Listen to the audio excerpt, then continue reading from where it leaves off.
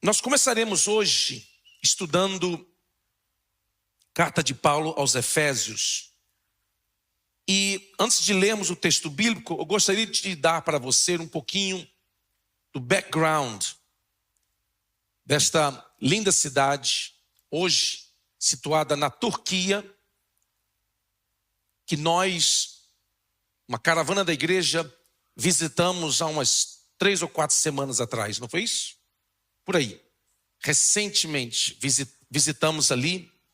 E aí quando eu estive ali em Éfeso, e quando eu leio a carta de Paulo aos Efésios, a minha mente se abriu muito mais.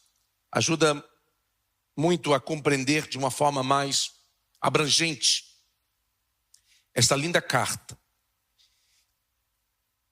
A igreja de Éfeso, ela foi fundada na segunda viagem missionária de Paulo. Depois, mais tarde, Paulo voltou a Éfeso outras vezes, e uma das vezes ele ficou ali morando por quase 2 anos. A carta de Paulo aos Efésios foi escrita por Paulo quando preso em Roma. Quando estava preso, ele deixou Timóteo pastoreando a igreja de Éfeso. Interessante sobre esta linda cidade situada às margens do Mar Egeu é que o apóstolo João, o apóstolo do amor, que escreveu o Evangelho, as 3 epístolas universais, o livro do Apocalipse, João também morou nessa cidade, foi pastor nessa cidade. Ele morreu, diz a tradição, em Éfeso. E ali tem um túmulo, um local que, segundo a tradição, ele foi sepultado, mesmo não tendo encontrado restos mortais no túmulo, mas a tradição diz que foi ali que ele foi sepultado. Para que vocês entendam um pouco melhor, os habitantes de Éfeso eram compostos de uma grande comunidade de judeus e romanos. E tinham ali muitos sacerdotes religiosos que eram contados entre os romanos. O número de escravos ali era assustador. Diz a história, a tradição, que havia aproximadamente 450 mil escravos ali.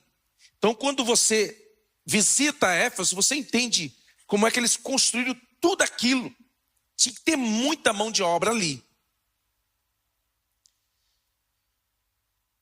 A cidade de Éfeso, ela foi estrategicamente construída às margens do Mar Egeu. Havia um porto ali na cidade de Éfeso, que levava e trazia mercadorias para toda a Ásia e também a Europa. Portanto, grandes quantidades de alimentos passavam por aquele porto, sendo levado para diversas cidades da Ásia, principalmente a cidade hoje chamada de Istambul, que antes era chamada de Constantinopla, e nos tempos do apóstolo Paulo era chamada de Bizâncio. Na cidade de Éfeso havia mais de 50 divindades reconhecidas publicamente, com estátuas espalhadas por toda a cidade.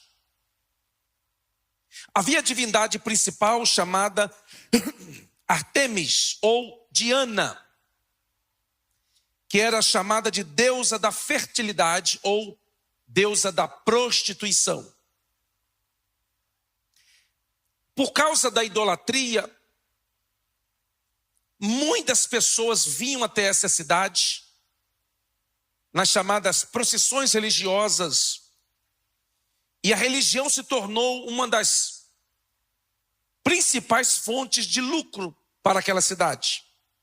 além da pesca, da agricultura, da arte, esportes e tantas outras formas de entretenimento. Ali em Éfeso havia um teatro, um anfiteatro em forma de meia-lua, que cabia aproximadamente 25 mil pessoas sentadas. Havia em Éfeso uma grande colônia de judeus. E os judeus que estavam ali, eles não eram idólatras, eles adoravam o único Deus. E por causa disto, eles eram vistos como intolerantes, radicais, extremistas. E quando Paulo, um judeu, começou a pregar o evangelho da liberdade em Cristo, pregando contra a idolatria, muitos classificavam as mensagens de Paulo como discurso de ódio. Por causa da pregação de Paulo e de outros discípulos, muita gente se converteu ali. Imaginem só, uma cidade com 250 mil habitantes, mais 450 mil escravos, 700 mil pessoas viviam ali. É claro, moravam ao redor da cidade. Somente os mais ricos conseguiam morar dentro da cidade. Houve um avivamento tão extraordinário na cidade de Éfeso, que diz a Bíblia que eles ajuntaram livros, estatuetas de idolatria e trouxeram para o centro da cidade e fizeram uma grande fogueira e queimaram publicamente enquanto cantavam louvores ao Senhor. Então dá para você ter uma ideia do que estava acontecendo. E eu pedi para colocar umas fotos. Dá para colocar a foto aí? Olha só. Esta aí é a foto do túmulo de João, o apóstolo do amor. Ok? Nós visitamos esse lugar aí. A próxima foto. Esse casal vocês conhecem, né? E porque minha esposa não está aqui, eu mandei colocar a foto dela, para matar a saudade dela. Nós estávamos aí, essas ruínas são da cidade de Éfeso. Daí dá para você ver a expansão dessa cidade, como ela ia até lá embaixo. E nós estávamos na metade dela, desta rua que subia. Provavelmente o apóstolo Paulo passou inúmeras vezes por esta rua aí. Coloca o próximo vídeo então, por favor. Só para vocês terem uma visão panorâmica do anfiteatro com capacidade para 25 mil pessoas. Está vendo lá no fundo? Está vendo lá as ruínas dele? A cidade, ruínas da cidade. Essa aí, que é minha esposa. E esta rua que dava lá no porto, foi a rua que os discípulos tomaram Paulo, juntamente com alguns soldados romanos, e tiraram Paulo, porque a multidão queria despedaçar a Paulo. Então ele foi tirado por aquela rua ali, e levado para o porto, colocado no barco e tirado dali. Então, para vocês terem uma ideia, tá bom? Então vamos estar em pé para a leitura do texto bíblico, por favor.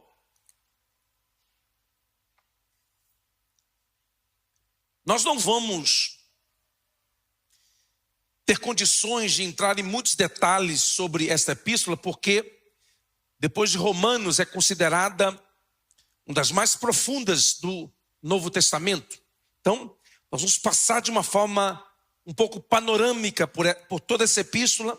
Talvez eu venha gastar algumas quartas-feiras. Eu incentivo você para que não falte, ok? Porque você vai fazer um curso sobre Efésios, se você participar de todas as quartas-feiras. Amém?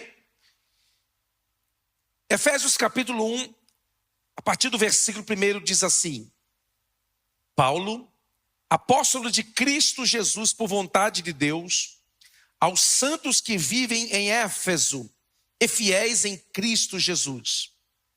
Graça a vós outros e paz da parte de Deus, nosso Pai, e do Senhor Jesus Cristo. Bendito Deus e Pai de nosso Senhor Jesus Cristo, que nos tem abençoado com toda sorte de bênção espiritual nas regiões celestiais em Cristo. Assim como nos escolheu nele, antes da fundação do mundo, para sermos santos e irrepreensíveis perante ele, e em amor nos predestinou para ele, para a adoção de filhos, por meio de Jesus Cristo, segundo o beneplácito de sua vontade, para o louvor da glória de sua graça, que ele nos concedeu gratuitamente no amado, no qual temos a redenção pelo seu sangue, a remissão dos pecados, segundo a riqueza da sua graça, que Deus derramou abundantemente sobre nós em toda sabedoria e prudência, desvendando-nos o mistério da sua vontade, segundo o seu beneplácito que propusera em Cristo, de fazer convergir nele, na dispensação da plenitude dos tempos, todas as coisas, tanto as do céu como as da terra. Nele digo, no qual fomos também feitos herança, predestinados, segundo o propósito daquele que faz todas as coisas, conforme o conselho da sua vontade, a fim de sermos, para louvor da sua glória, nós, os que de antemão esperamos em Cristo, em quem também vós, depois que ouvistes a palavra da verdade, o evangelho da vossa salvação, tendo nele também crido, fostes selado com o Santo Espírito da promessa, o qual é o penhor da nossa herança até ao resgate da sua propriedade, em louvor da sua glória. Quantos dizem amém? Pode tomar o teu assento, por favor. Você já deu para perceber que nós não vamos entrar com muita profundidade. Já deu para ver o conteúdo.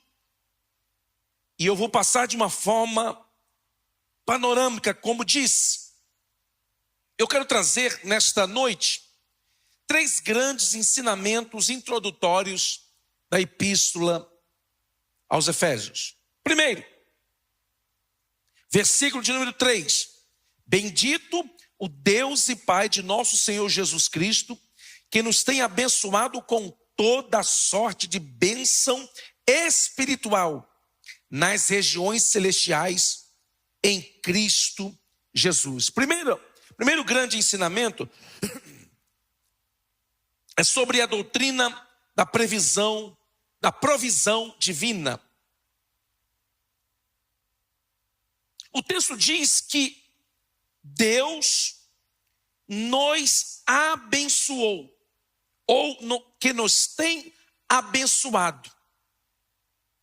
O texto é claro quando diz que eu e você, em Cristo Jesus, já fomos abençoados.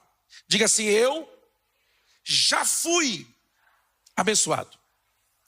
Então não há ninguém que possa tirar isso de você.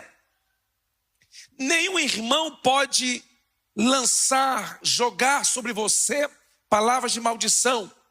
Nenhum pastor pode lançar sobre você, sobre sua vida, palavras de maldição. Por quê? Porque você já foi abençoado. Eu e você estamos debaixo da bênção do Senhor. Então não precisamos caminhar como mendigos espirituais, implorando a Deus as bênçãos como se não fosse nosso direito. Jesus Cristo conquistou para nós tudo aquilo que nós precisamos para cumprir o propósito de Deus. Ele já nos deu. Algumas pessoas pensam que Deus fica no céu com o cabelo arrepiado, estressado, com a roupa amassada, atendendo os pedidos dos seus filhos. Tem um pedindo uma bicicleta, tem outro pedindo um carro, enquanto tem outro pedindo um avião.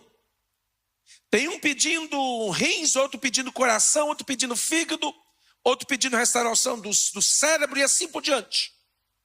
E Deus fica no céu dando ordem: vai anjo, vai anjo, vai anjo, vai anjo. Pega aqui, ajuda aquele ali, ajuda aquele de lá. Eles pensam assim porque eles não compreendem o que a palavra de Deus diz a respeito da doutrina da provisão divina. Eu e você, quando aceitamos a Jesus, Deus depositou na nossa conta espiritual tudo o que nós precisamos para cumprir o propósito de Deus. Eu e você já temos tudo que nós precisamos. Pastor, então onde está? O que nós precisamos é aprender como acessar aquilo que Jesus já conquistou para nós. Nós precisamos de conhecer, através da palavra de Deus, aquilo que Jesus conquistou para nós e pela fé acessarmos em nome de Jesus Cristo. O texto diz que Deus fez um depósito para nós num lugar chamado de regiões celestiais. Ou seja, tudo que eu precisar para cumprir o propósito de Deus já está depositado nas regiões celestiais. O que eu e você precisamos conhecer é como nós podemos acessar isto, que já está à nossa disposição. A Bíblia diz que quando Jesus Cristo nos salvou, Ele nos fez assentar nas regiões celestiais. Portanto, quando nós aceitamos a Jesus, nós fomos posicionados no reino. Porque terão dias que você não vai se sentir salvo. Principalmente naquele dia que você passou aquela raiva no trânsito. Quem aqui passa raiva no trânsito? Tem uns santos aí que não passam, que deveriam orar por todos nós pecadores. Pastor Rubens com certeza não passa, porque ele faz raiva nos outros. Ele é policial, então ele faz raiva nos outros. Está livre disso, nem atentado nessa área, né, pastor? Não, ele já disse que não. E às vezes nós não nos sentimos salvos. E algumas pessoas mal informadas pensam que ao ficarmos nervosos no trânsito, tem um anjo lá no céu com a borracha, o anjo do apagão, que vai lá e apaga o nome do crente. O crente xingou, apaga. Aí ele pediu perdão, escreve de novo. Aí o crente falou mal do irmão, apaga. Não, foi lá e pediu perdão ao irmão, escreve de novo. Aí o crente pensou mal do outro, apaga. Não, ele se arrependeu do pensamento, escreve de novo. Meu irmão, no meu nome estaria um buraco fundo lá. De tanto escreve e apaga. E tem pessoas que, não conhecendo o que a palavra de Deus diz, eles pensam que a salvação eles pedem e tomam de volta como se fosse um jogo, uma brincadeira. E não é bem assim. Isso não nos dá licença para cometermos pecado. Mas a salvação que temos em Cristo não é uma questão de sentimentos, é uma questão de posicionamento. Por isso que o texto diz: aquele que está em Cristo, ele é uma nova criatura, as coisas velhas passaram, eis que tudo se fez novo. Quem está em Cristo vive em novidade de vida. Não vive na prática do pecado como hábito, mas peca porque é pecador. Quantos pecadores nós temos aqui? Até os irmãos que não levantaram a mão naquela hora, levantaram agora. Somos pecadores. Por isso que nós precisamos estar constantemente nos arrependendo. das nossas falhas, das nossas fraquezas. Mas a nossa salvação, ela está garantida em Cristo. Não é um erro, um ato errado pecado que nós cometemos que vai nos tirar a salvação. O que faz com que nós venhamos a perder, eu vou falar isso já já, é a vida no pecado, é a prática repetida do mesmo pecado. Se você vive na prática do pecado, comete o mesmo pecado de forma repetida, você está vivendo no pecado, na prática do pecado. Então esse tipo de crente, ele está caminhando para a apostasia. E ele pode vir a perder o dom dado por Deus. E vou mostrar isso já já. A doutrina da provisão divina é tão interessante que Jesus colocou tudo que nós precisamos ao alcance da nossa fé. Vou repetir. Jesus colocou tudo que você precisa, ou que você precisar, ao alcance da sua fé. O que é que você precisa da parte de Deus? Está ao alcance da sua fé. Você vai precisar acessar através da fé, porque a Bíblia diz: sem fé é impossível agradar a Deus, porque é necessário que aquele que dele se aproxima creia. Não há como você viver uma vida espiritual sem exercitar a sua fé, sem colocar em prática, porque terá momentos na sua vida que você vai sentir coisas contrárias, ruins, mas você, pela fé, você vai precisar declarar a bênção de Deus sobre a sua vida, sobre a sua casa, a proteção de Deus, o livramento de Deus. Bendito Deus e Pai de nosso Senhor Jesus Cristo, que nos tem abençoado com o quê? Com toda sorte de bênção espiritual nas regiões celestes. Tudo que eu preciso, tudo que você precisa, Deus já te deu. Tudo que você precisa, Deus já te deu. Por que você não tem ainda? Por que eu ainda não tenho? Porque não acessamos pela fé. E como é que eu sei que Deus quer me dar determinada coisa? Através da vida de oração. Por que é que Jesus orava tanto? Nós temos motivo de sobra para orar muito. Sim ou não? Jesus não pedia perdão por pecados, não pecava. Boa parte da nossa oração é um período de arrependimento, sim ou não? Então Jesus não tinha esse período.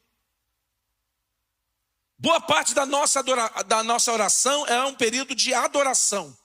Jesus não adorava. Ele é digno de ser adorado.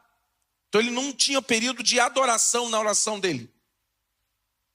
Então por que ele orava horas e horas e horas?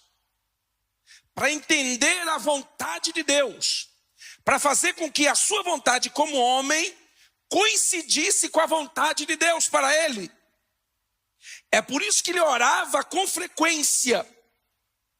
E orava por horas. Porque quando você ora por horas, você fica segundos diante dos problemas. Mas quando você não ora, você fica horas, dias, meses diante dos problemas. É por isso que Jesus chegava para o endemoniado, sai. Chegava para um paralítico, anda. Chegava para um cego, vê. Chegava para um surdo, ouve. Por quê? Porque quando você passa momentos na presença de Deus, você entende a vontade de Deus para a sua vida. Você está entendendo, crente? Quando você não ora, você não sabe a vontade de Deus. Você não sabe quando que as coisas deveriam acontecer na sua vida. Vou dar um exemplo. quando vai chegando o nosso aniversário, não sei se é assim com você, mas as pessoas começam a nos perguntar o tamanho do nosso pé, o tamanho da nossa camisa. Não é assim? Se você fica, você gosta de cor? Que cor que é a sua cor preferida? Não é assim que as pessoas fazem? E às vezes as pessoas se fazem de bobo, mas sabe que está chegando o seu aniversário, sabe que estão preparando a surpresa, só que a gente faz aquela cara de surpresa. O pessoal não ficar chateado. Não é assim? Não é o caso de vocês, mas você conhece gente que faz aquela cara de surpresa. Ué, era o seu aniversário, você está surpreso? O pastor estragou meu aniversário. Mas é assim com todo mundo. Você não percebe que as pessoas querem te dar algum presente? Não é assim?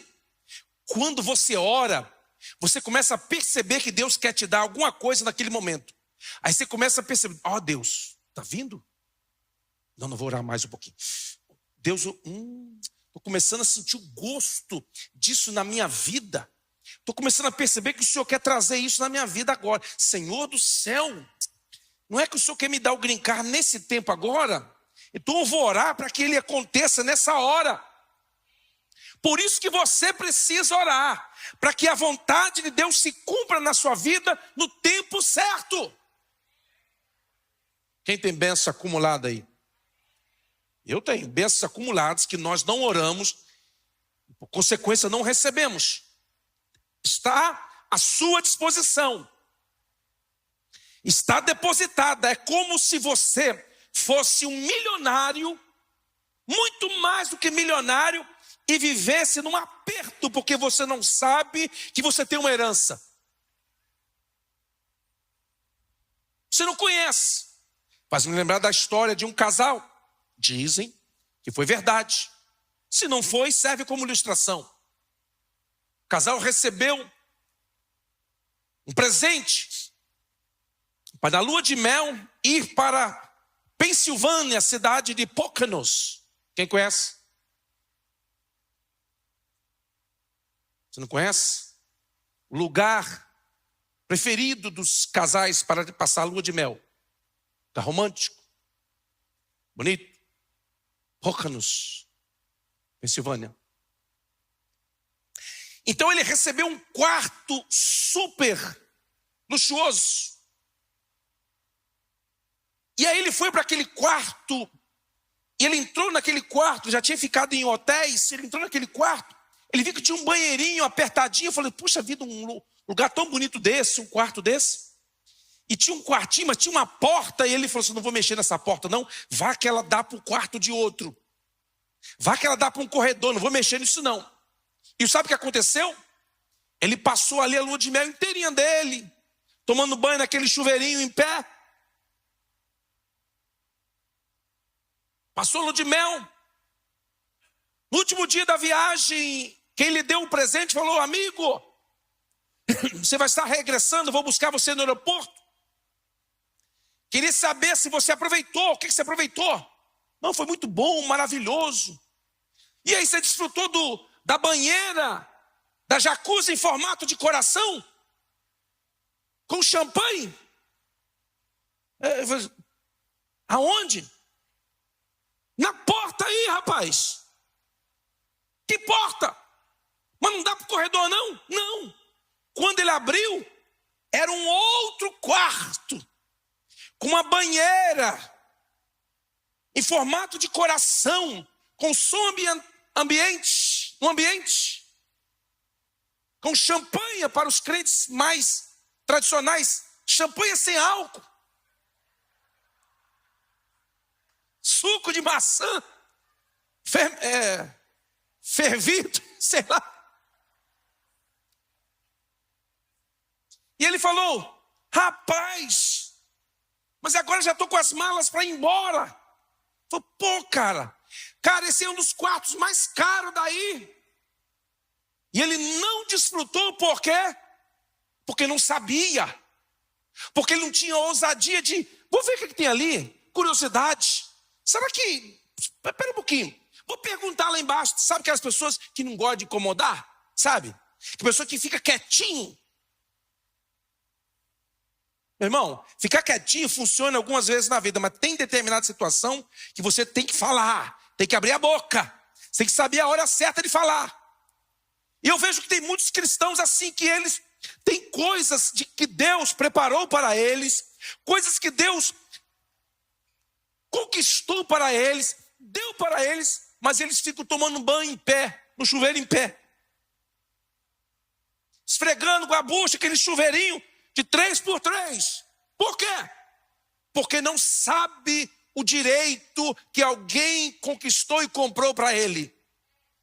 Não desfruta. Por quê? Porque não conhece, não sabe. Meu amado, minha amada, tudo o que você precisa, Jesus já conquistou para você. O que você precisa saber é como acessar isso. E como você acessa? Através da vida de oração. Então você vai orar. Você vai dizer: Deus, o que o Senhor tem reservado para mim nesse tempo? Já estamos chegando no meio do ano. Senhor, aquilo que o Senhor falou não aconteceu. Por que será? Deus, me revela, me mostra. Me mostra, Senhor, fala comigo. Senhor, vou trabalhar agora, mas a conversa não terminou não, hein, Jeová? Eu volto aqui. É esse o tipo de crente que acessa o mundo espiritual. E pastor, mas isso demora muito? Não, é conhecimento. É revelação do Espírito, é atitude de fé. Por isso você vai ver crentes velhos de igreja dando o mesmo aleluia de 50 anos atrás. Até a língua estranha dele é a mesma, balá, balá, balá, balá. Nunca fez um upgrade na língua estranha. Até hoje, por quê? Porque não conhece o que a palavra de Deus diz. Ele não acessa. Meu irmão, tudo que Jesus conquistou é direito nosso, diz a música, é nossa herança. Diga assim: ah, é? Fala, crente, ah, é? Então eu vou acessar. Como é que você vai acessar? Através da oração. Então você tira o seu tempinho com Deus. Você precisa orar. Por quê? Porque você precisa acessar o que Deus tem para você. Ele já conquistou, já é seu, já depositou. Você pode não desfrutar. Você pode viver a vida inteira como um crente tomando banho em pé, igual o cavalo, se esfregando de comprido. Enquanto você tem uma banheira gigante, jacuzzi, hidromassagem, em formato de coração, com fundo musical. E você poderia estar desfrutando, e você perde, não é porque não é seu, é porque você não tem conhecimento. A doutrina da provisão divina. Tudo que você precisa, Deus colocou ao alcance da sua fé. Amém ou não? Olha só, quando Deus criou o homem no jardim do Éden, você vai encontrar algumas coisas ali e você precisa aprender isso. Está na Bíblia. Depois em casa você lê, eu já falei aqui uns meses atrás, não lembro quando. Mas você sabia que no terceiro dia da criação, os judeus, eles chamam o terceiro dia de dia da bênção dobrada. Dia da... Não me ajuda, irmão, me ajuda. Não me desanima, não. O terceiro dia é o dia da bênção dobrada. Por quê? Porque no terceiro dia, e esse foi o único dia da criação, que Deus disse: é muito bom duas vezes. É muito bom e é muito bom. Por isso os judeus chamam o terceiro dia de dia da bênção dobrada. É por isso que na tradição judaica antiga, os casamentos começavam na terça. Durava uma semana, ia de terça a terça. Porque era chamado dia da bênção dobrada. Por que você não entendendo esse princípio espiritual, você não tira na terça-feira um momento especial, dizendo: Deus, hoje é o dia da criação, que o Senhor declarou bênção dobrada. Eu quero na minha vida, tudo que o Senhor planejou, agora eu quero multiplicado. Está vendo como é que o povo não crê? Por isso que não recebe. Não adianta. Se a pessoa não crê, meu irmão, a Bíblia só funciona onde você crê. Você acha muito, você acha que é muita vaidade ser abençoado, né? Não, isso é para outras pessoas, porque eu sou humilde. Ai, como eu sou humilde, eu sou tão humilde. E as pessoas pensam que humildade é status financeiro. As pessoas pensam que humildade é ser pobre. É por isso que não querem recursos. Por quê? Porque eu vou exaltar. Eu vou me ensoberbecer. Tem as pessoas que pensam assim, sabia? Não, Deus, tá bom, Deus, dá um carrinho, mas desde que tenha 4 rodas, tá bom, Senhor. Não precisa nem step. E ele se esconde através dessa ignorância, traduzindo isso por humildade. Humildade, meu irmão, tem nada a ver com a roupa que você veste. Eu conheço pessoas que se vestem mal pra caramba e são arrogantes. E eu conheço pessoas que se vestem muito bem e são humildes. Humildade é um estado de espírito. Jesus Cristo usava uma túnica sem costura, feita sob medida, customized. Tanto é que quando ele foi ser crucificado, eles não rasgaram a sua vestimenta, a sua túnica, porque não tinha costura. O que eles fizeram? Tiraram ela e lançaram sortes para ver quem ficava com ela, porque era cara. Equivalia a um paletó do Hermenegildo Zegner. Conhece isso? Não sabe. Não. Você está no paletózinho da Náutica até hoje? Você não conhece. E Jesus, usando aquela vestimenta, sem costura, ele disse, olha, vinde aprender de mim, que sou manso e humilde de coração. Porque humildade é o estado de espírito. Você pode morar num barraco ou numa casa bonita e ser humilde. Porque não é a casa que você mora que exalta ou abate o seu coração. É o seu coração, o seu estado de espírito. Uma pessoa que é humilde e acabou. Uma pessoa que é soberba e não tem nada e só fica dizendo que tem. Normalmente quem não tem, diz que tem. Normalmente quem não tem nada, fala muito. É por isso que você vê nas redes sociais esse povo esbanjando. Comprei minha máquina agora. Aí tira foto do carro com as rodas grandes. Dá vontade de entrar lá e perguntar, você já pagou ele? Quitou? Dá vontade, mas ainda bem que eu não olho muito rede social, não estou nem aí. Porque é uma ostentação sem fim, pessoas mostrando o que não tem. Eu viajei agora, fui, pagou tudo? Não, está no cartão.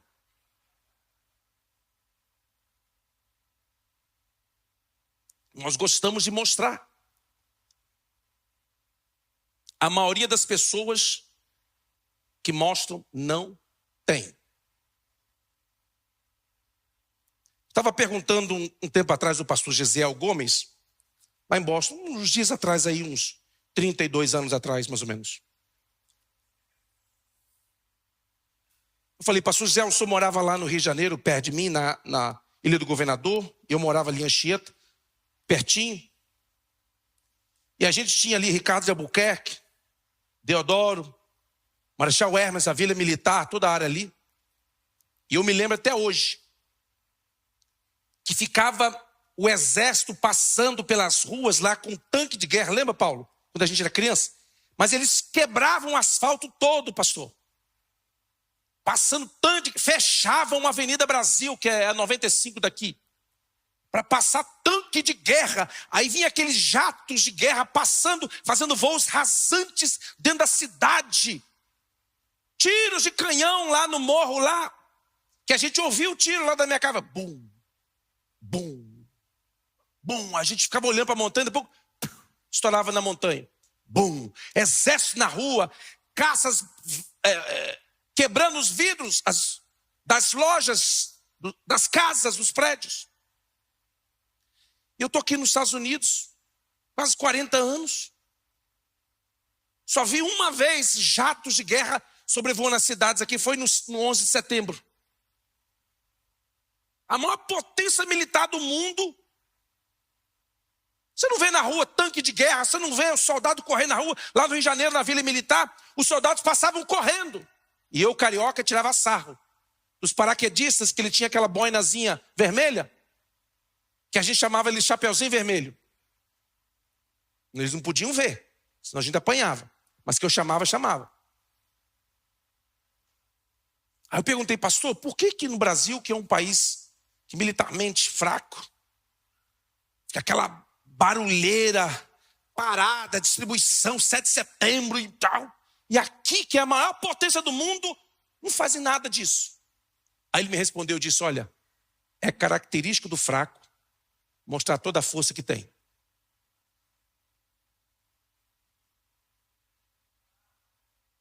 Quem tem, na verdade, esconde.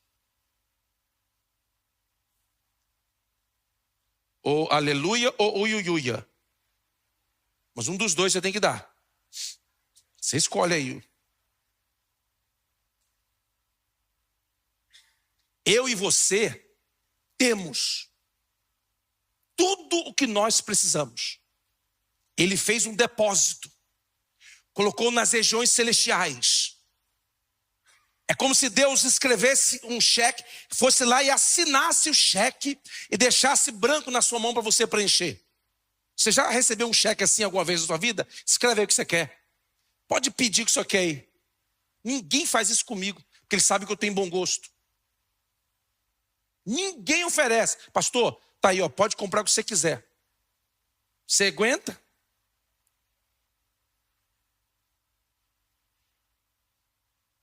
Tudo que eu preciso para cumprir o propósito de Deus na minha vida, Deus já colocou à sua disposição.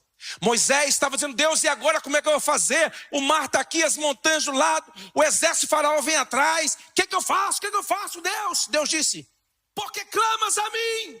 Diga ao povo que marcha. Marcha para onde? Para dentro do mar. Deus falou para Moisés, o que você tem na sua mão? Ou seja, o que Deus precisa para cumprir o propósito na sua vida está ao seu alcance. Está ao alcance da sua fé. Deus já colocou na sua mão. É que você olha e diz, mas é um pedaço de madeira. Sim, um pedaço de madeira na mão de qualquer pessoa é apenas um pedaço de madeira. Mas na mão de Deus é uma chave que abre um oceano. Tudo que você precisa, Deus já te deu. E você precisa encontrar isso através da oração. É por isso que o diabo não importa muito, você fica cantando. É glória, é aleluia, aleluia. Pode cantar e dançar à vontade. O diabo não quer que você ore. Porque se você dobrar o seu joelho, meu irmão, as coisas começam a mudar. Então pode cantar e pular, pode requebrar para fazer o que você quiser. Mas quando você dobra o joelho, começa a dar coceira, o telefone começa a tocar, e você começa a ficar preocupado, os pensamentos começam a vir, você é uma batalha para fazer, para impedir você de estar ali na presença de Deus, porque se você ficar ali tempo suficiente, você vai entender aquilo que Deus já te deu. Você não vai ficar mendigando, você não vai ficar implorando a Deus, você vai abrir a boca e dizer, Deus, chegou a minha hora, eu quero essa bênção agora. Nesse tempo, chegou o tempo, eu entendi que o Senhor quer me dar isso. Não vou nem entrar na outra doutrina, vou parar por aqui então. Eu tinha o quê? 3, 4 pontos. 2 mais, mas não vou nem entrar.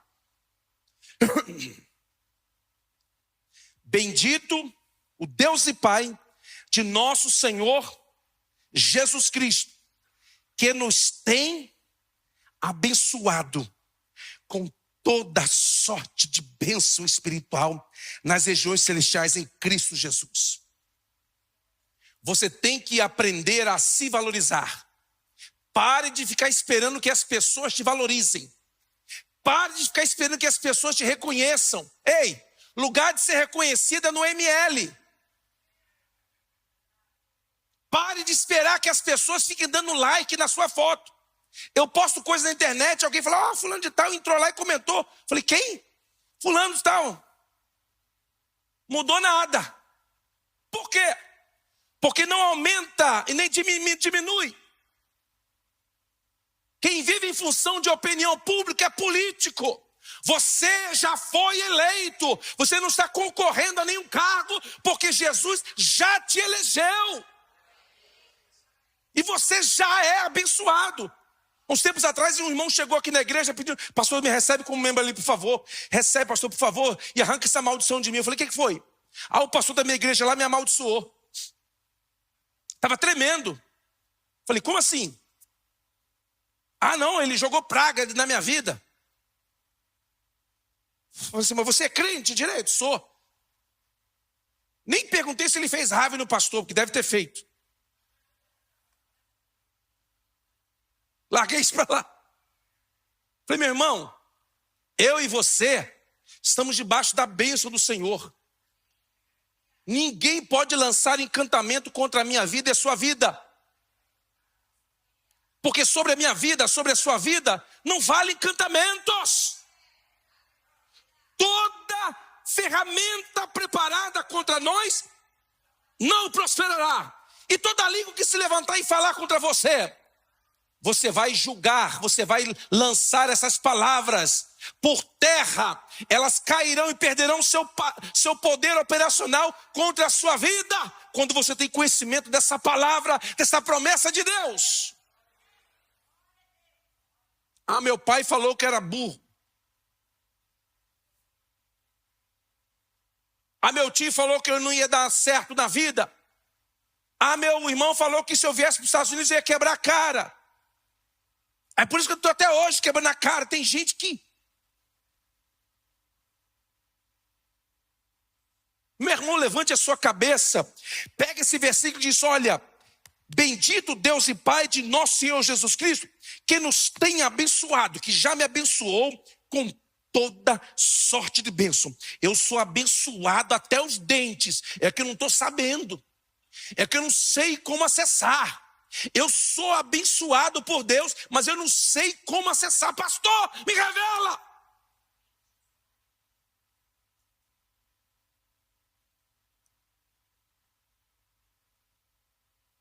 Jesus diz: eis que vos dou poder sobre toda a força do mal, e nada vos fará dano algum.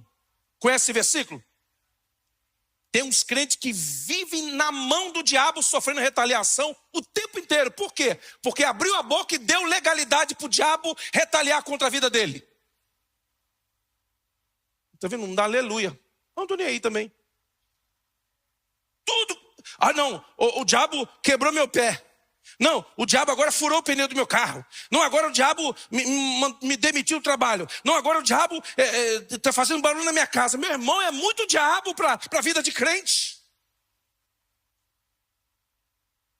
O diabo vive retaliando contra a vida dele o tempo inteiro. É uma vida estressada. Eu conheço os crentes que são assim: vive estressado, vive na mão do diabo. O diabo vive o tempo inteiro dando cacetada nele. Por quê? Porque ele não conhece o que a Bíblia diz. Quando Jesus disse: eis que vos dou poder sobre o quê? Toda. Quantas? Toda a força do mal. E nada. Sabe o que é nada no grego? Nada no grego é nada. Nada vos fará dano algum. Meu irmão, você está protegido da cabeça aos pés. O diabo não pode tocar em você sem autorização divina. Não dê ao diabo poder sobre a sua vida.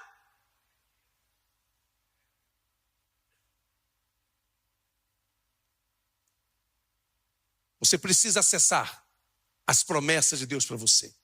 Você precisa acessar pela fé. Aonde que estão, pastor? Nas regiões celestiais. Aonde? Em Cristo. Quanto mais você se aproximar de Cristo, quanto mais relacionamento você tiver com Cristo, quanto mais vida de devoção, de oração, de adoração você tiver na presença de Cristo, mais fácil você vai acessar isso. Você vai dizer: Jesus, eu estou sentindo que não é que o Senhor está querendo me dar esse carro que eu estou precisando, não, Senhor. Não é que o Senhor está querendo, eu nem estava procurando tanto, o Senhor está querendo me dar uma casa, Senhor. Mas como é que eu vou comprar a casa? Não tenho nem dinheiro. Mas eu estou querendo te dar porque você conhece a minha palavra. Eu quero te abençoar, eu quero te estabelecer neste lugar. Eu vou te dar uma casa. Vamos estar em pé.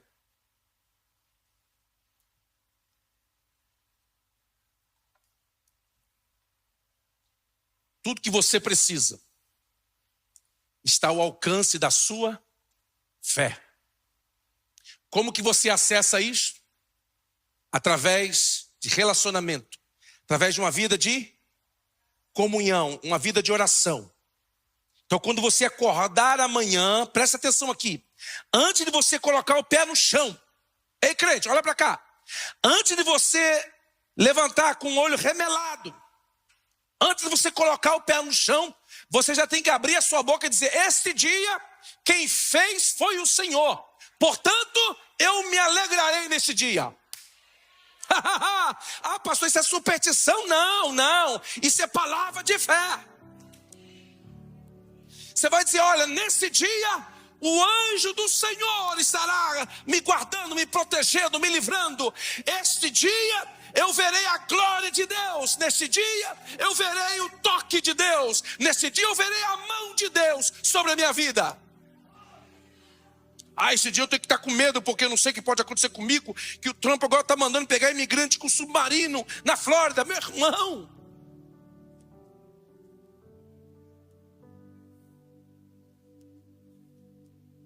a sua vida não está nas mãos do Trump, muito menos do Lula. O sangue de Jesus tem poder.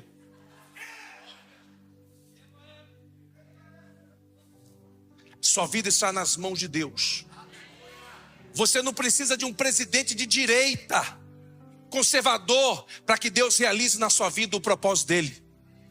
Tem gente achando que precisa de um presidente para que ele mude de vida. Não. Você precisa de um relacionamento com Deus. Pode vir até o Lula sendo presidente, mas se a bênção de Deus está na sua vida, se o favor de Deus está na sua vida, se você está acessando no mundo espiritual aquilo que Jesus tem para você, nada escapará ao propósito de Deus na sua vida. Baixe a sua cabeça, feche seus olhos, diga assim para você mesmo: eu vou acessar, hein? Diga para você mesmo: a minha conta espiritual está abastada. A minha do Banco of America está fraca, mas a espiritual está abastada, está cheia. E eu vou acessar no nome de Jesus Cristo. No nome de Jesus Cristo. E eu começo a trazer para a minha vida tudo que Jesus conquistou para mim. Fala, crente, vai, crente. Tudo que Jesus conquistou para mim. Vem em mim, bênção. Vem em mim, bênção. Começa pela fé, trazer para você. Vem em mim, vem green card, vem aquilo que eu preciso, vem cura, vem resposta, vem para minha vida. Por quê? Porque Deus já providenciou tudo que eu preciso. Tudo que você precisa. Tudo que você precisa. Pastor, como é que eu vou entrar na universidade? Como é que eu vou entrar? Meu irmão, pela porta. Deus é poderoso para fazer. Ele fez no passado, Ele faz no presente. Minha esposa se formou em médica aqui sem documento.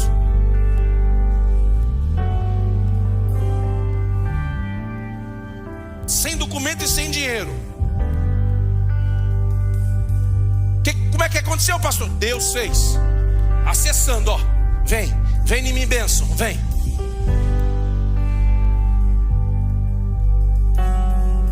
Você recebe essa palavra em nome de Jesus Cristo. Não aceite as coisas ruins desta vida como coisa do destino. Acho que é a vontade de Deus que eu sofra.